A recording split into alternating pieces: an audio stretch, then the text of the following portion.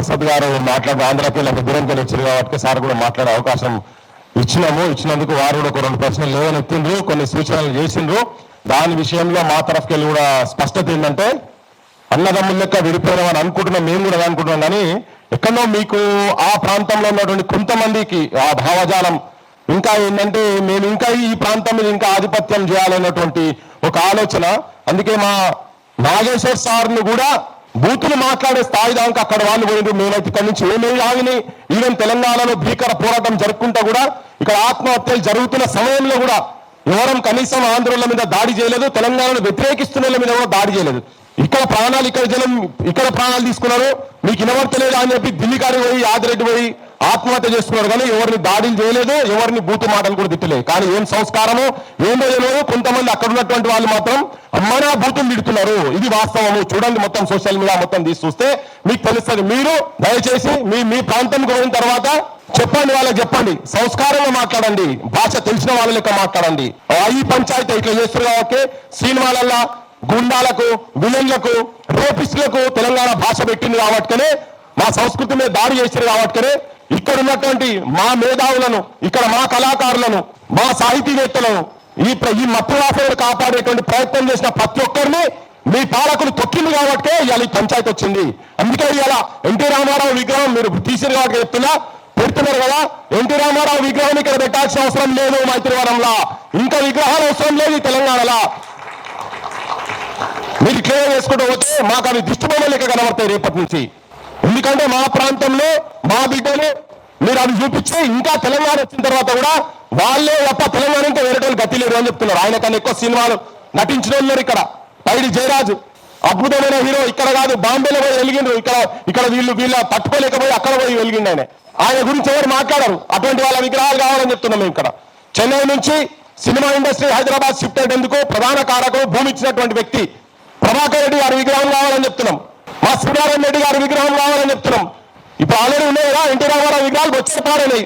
ఏరియాలు పెట్టుకుంటారు, మాకు ఇష్టం ఉంటే మేము పెట్టుకుంటాం. కానీ ఈ ప్రాంతం ఆ ప్రాంతం సపరేట్ ఉండే, కలిసి ఒక్కడే ఉండేది చెప్పకండి. అప్పుడు ఆంధ్రప్రదేశ్ అది వేరు, మాది హైదరాబాద్ స్టేట్, మీది సపరేట్ మాది సపరేట్.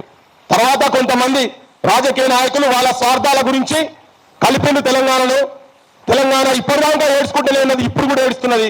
ఇప్పుడు తెలంగాణ రాజకీయ నాయకత్వం ఆంధ్ర పెట్టుబడిదారు వర్గాలు, ఆంధ్ర రాజకీయ నాయకుల మోచేత నీళ్లు దాక్కుంటా వాళ్ళు ఎప్పుడు బార్ కంటే మురుగుతారో సప్పుడు రాజకీయ వ్యవస్థ ఉన్నది కాబట్టినే ఇవాళ మేము మాట్లాడుతున్నాం. బరాబర్ మేము వ్యతిరేకిస్తాం. ఇక్కడ వాళ్ళ విగ్రహాలు ఇక్కడ వ్యతిరేకిస్తాం. ఏ ముఖ్యమంత్రి పెట్టిందండి అక్కడ? మీరు సమైక్య రాష్ట్రంలో చెన్నారెడ్డి గారిని పెట్టిన అన్ని రకాల విగ్రహం పోనీ మీరు వరప్రసాద్ గారు రేపటి నుంచి మీ దగ్గర చూడండి, మాకు 10 పోస్ట్ చేసి పంపండి. ఇదే అడ్రస్ కు మీరు పంపండి. ఎక్కడ చెన్నారెడ్డి గారి విగ్రహం ఉన్నది, ఎక్కడ అంజయ్య గారి విగ్రహం ఉన్నది. మరి వాళ్ళు కూడా సమైక్య రాష్ట్రంలో ముఖ్యమంత్రులే కదా, ఎక్కడ పివి నరసింహారావుల విగ్రహాలు ఉన్నాయి చెప్పండి. ఎందుకు పెట్టాలి? మేము మాకు కనిపిస్తున్న వాళ్ళు మీకు గొప్పవారు కావచ్చు. ఒక కిరాయి గొంతుగా ఇక్కడ మా రవీంద్ర భారతి విగ్రహాలు పెడితే బరాబర్ ఆబ్జెక్షన్ చేస్తాం. మా గద్దర విగ్రహం పెట్టని, మా నిన్నగాక మొన్న జయ తెలంగాణ అని చెప్పి రాష్ట్రీయ గీతంగా ప్రకటించినటువంటి అందశ్రీ అన్నది వాళ్ళ ఓన్లీ మీరు ఆయన దళగబెట్టిన బొందకాడ కుక్కలు పన్నులు సోసాలం చేస్తున్నాయి. అక్కడ కట్టాలి కదా, స్మృతిలో అక్కడ కట్టాలి కదా. ఏం వచ్చిందని ఇప్పుడు ఏం వస్తుందని ముఖ్యమంత్రికి ఎన్టీ రామారావు విగ్రహం ఎందుకు పెట్టాలి? ఇప్పుడు నేను ఆవేశంగా తెలంగాణ ఒక ఆత్మగా మాట్లాడుతున్నాను. నేను అమరుల ఆత్మ లోపల ఉన్నది మా సెంటర్లకు ఉన్నది కాబట్టి భరించలేకపోతున్నాం. మేము అవమానం భరించలేకపోతున్నాం. ఆన్సిషన్ కుక్కలేని తెలంగాణ ముఖ్యమంత్రులు మంత్రులు మొత్తం పవరియన్ డాక్స్ అయిండు ఆంధ్ర పెట్టుబడిదారు వర్గాల మీద. ఈ తిరుగుబాటు లేదు కాబట్టినే ఇలా నాగేశ్వర్ సార్ మీద కేసు పెట్టే దమ్ము అక్కడ దానికి వచ్చింది. తిరగబడితే తెలంగాణ, కన్నెర చేస్తున్న తెలంగాణ, రగులుతున్న తెలంగాణ. గుర్తుపెట్టుకొని ఒక్కొక్కరి గుండె కాలుతున్నది. ఇవాళ చాలా మంది నిరుద్యోగులు అడగని కాలుతున్న ఒక్కొక్కరిని కడుపు కాలుతున్నారు. ఆయనట ఎలక్షన్ క్యాన్వాసింగ్ వచ్చి అక్కడట మాట ఇచ్చినట్ట పెడతారట. మరి వీళ్ళకి ఎందుకు ఉద్యోగాలు ఇస్తలేవు? 2 లక్షల ఉద్యోగాలు ఎందుకు ఇస్తలేవు? ఇది ఒక పెద్ద కుట్ర. నాగేశ్వర్ సార్కు మెడల ఏం జెండా పెట్టినది? జగన్ పార్టీకి సంబంధించిన జెండా పెడతారు.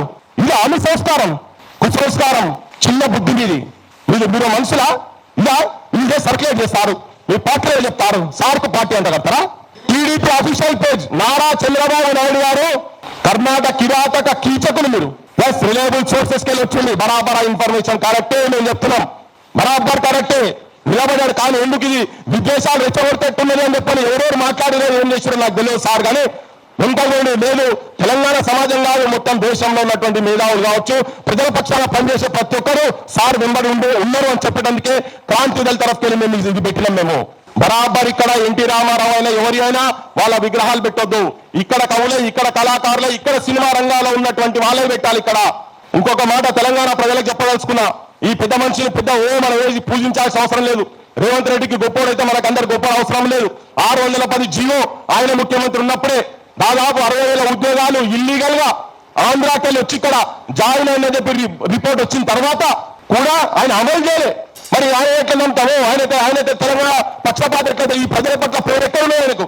ఈ ఉద్యోగాల పంచాయతీ కదా ఇప్పటివరకు నడుస్తున్నది. గిరిగిలాని కమిషన్ కావచ్చు, జీవో 36 కావచ్చు, అప్పటి నుంచి పంచాయతీ నడుస్తున్నది. మన పాలన వచ్చినా కూడా అదే పంచాయతీ నడుస్తున్నది. అయితే కూలి పని చేస్తామని చెప్పినాం క్రాంతి దళ అధ్యక్షుడుగా, పృథ్వీరాజ్ వచ్చి కూడా కూలి పని చేస్తామని. కానీ మీరు రాజమండ్రిలో విగ్రహాన్ని తయారు చేపించి పెడితే కూడగొట్టిరు, మీరు పెట్టనీయలే, ఆ విగ్రహాన్ని పెట్టనీయలే. అది మీ సంస్కారం, అక్కడ ఉన్నటువంటి కొంతమంది సంస్కారం. మీరు మాకు చెప్తారా మేము ఇట్లా అట్లా అని చెప్పని? బరాబర్ చెప్తున్నాం.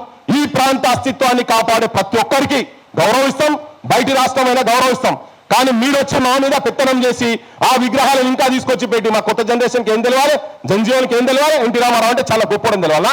ఈ సంక్రాంతి ముఖ్యమంత్రి వచ్చి, చెప్పులు మోసే ముఖ్యమంత్రి వచ్చి ఈయన చెప్తుంటే ఆయన చాలా గొప్పవంతుడు, పెద్ద ఆయనే విగ్రహం మీద పెట్టా అంటే ఏ దుర్మార్గుడు అన్నా వ్యతిరేకిస్తే వాడిని న్యూస్లో నొక్కుతా అన్నాడు. ఇక్కడనే ప్రెస్ మీట్ పెట్టి చెప్పారు, రారా నేను ఉన్నాయి అని చెప్పని.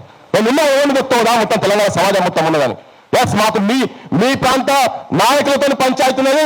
మా ప్రాంతంలో ఉన్నటువంటి ఇక్కడ ఈ అదే పంచాయతీలో ఆ తిరుగుబాటు ఒక్కొక్కరికి ఒక ఆలోచన ఉండొచ్చు. ఇలా నేను అన్న ప్రతి పదంతో సార్ నాగేశ్వర సార్ గారికి ఏకీభవించకపోవచ్చు, కానీ నా అభిప్రాయం నాది. నేను కూడా భావ ప్రకటన నేను చేస్తా.